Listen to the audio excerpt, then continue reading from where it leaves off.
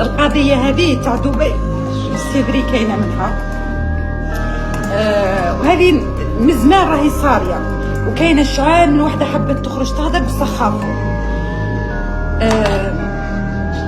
يديروا اعلان لاجونس، وهذيك لاجونس صح تقول لك بلي عندك باك تاع اسبانيا، عندك باك تاع دبي، كي تروحي تلقاي واحد يقرا لك باش يديك البلاصه اللي راكي كاريتها، من ثم يتحكموا فيك، ما تقدري تشكي، ما تقدري ديري والو. لا غالب الله يهديهم اختي، وهذو البنات اللي راهم حاصلين في دبي ولا في اغلبيه داهم لدبي ولا الطرق. السلام عليكم. والله بغيت نهضر على القضيه تاع دبي ونعطي الراي تاعي، باسكو انا واحده من الناس وعلى حسب التجربه تاعي نسافر بزاف ونطلع الخارج بزاف. هناك حلقه مفقوده، لانهم راهم يقولوا باللي قضيه تاع دبي يبعثوا البنات والنصب والاحتيال عليهم من اجل الدعاره. يا هل ترى هالقضيه دخلت لكم في راسكم؟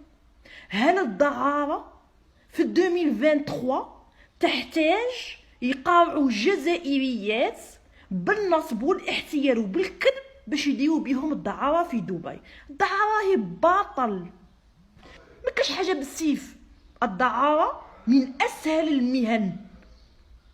La prostitution, c'est les commerces les plus faciles, les plus répandus dans le monde entier. هناك حلقة مفقودة في القضية تاع دبي.